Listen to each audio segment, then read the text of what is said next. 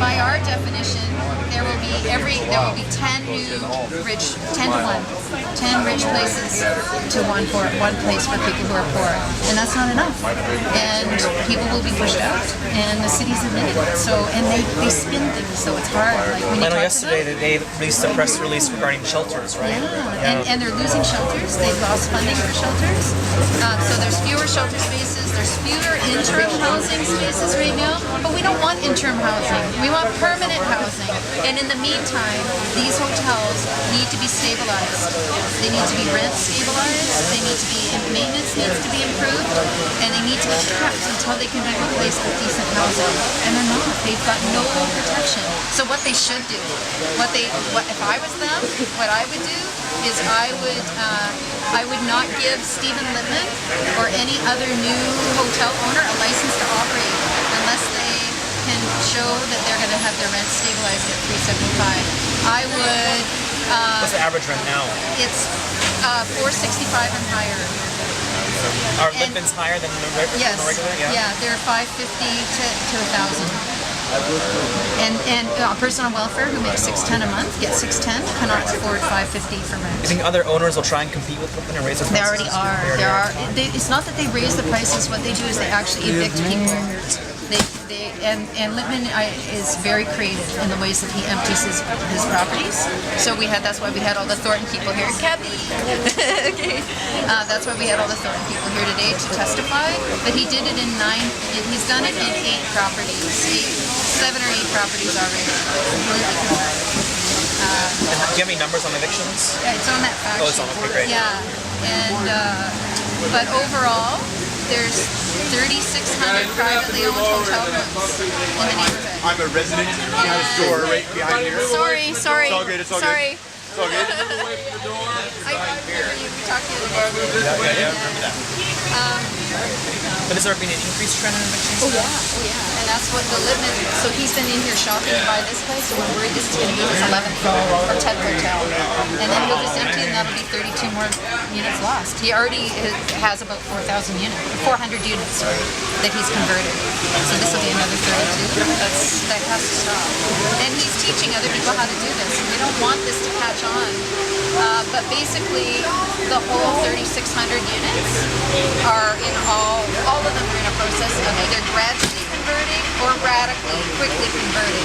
Littman is on the end of quickly conversion, but a lot of them are slowly converting. And that's because there's no rent control. There's rent control on the person, so as long as you stay in your room, your rent stays the same, and it only goes up 4% a year. But as soon as you move, the landlord can rent your room for whatever he wants or she wants. So that's how they're converting slowly. But Littman is particular. He does rapid evictions, and he squeezes people out in like crazy ways.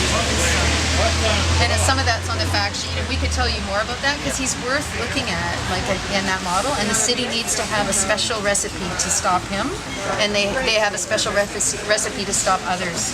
There's different things that they could do. Yes. The other thing they could do is the standards and maintenance bylaws could be enforced really radically by the city. They have the power to make all of the repairs in the buildings. They could like completely repair everything and charge the owner. And if the owner can't pay it, they can seize the building. That's the ultimate. That's what they should do. And if I was in charge, that's what I would do. But that wouldn't work for Littman because Littman doesn't need. He immediately starts to repair everything. And he kicks everybody out. So he needs a special rule. And my rule for him would be no license. No license. No license for your fancy restaurant downstairs. No license to operate your hotel until you can show that you've got a partnership with the rents at $375 with the province or with whoever. Or he's going to take less profit. So there's kind of a different, that's why it's confusing because there's different things you have to do for different types of hotels. In the long term though, it's really important that you say the city needs to buy property and build permanent housing so this community can stay together. So working class people can live in Lincoln City or Vancouver. Because working class people are getting pushed out, and this is the tipping point. So I'm so excited because these guys are fighters, and there's a lot of fighters in this community, and I think everybody's dawning on them what's happening now.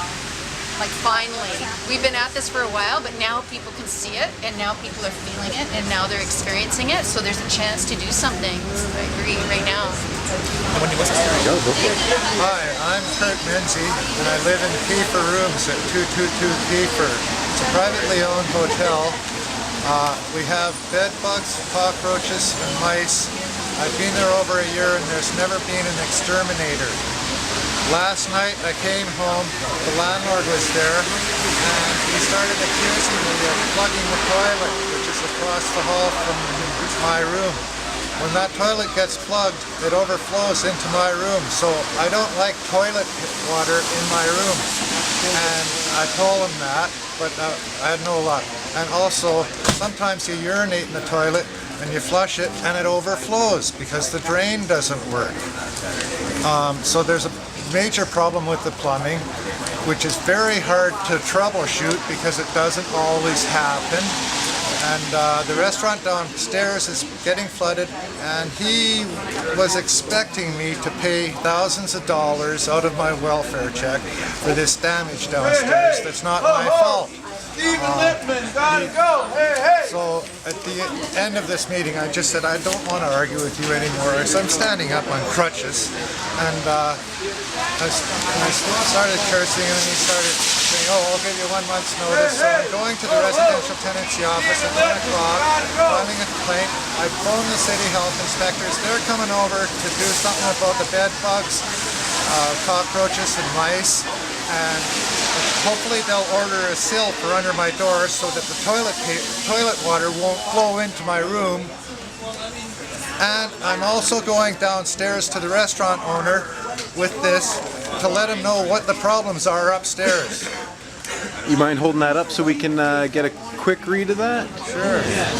This is my complaint to the residential tenancy office.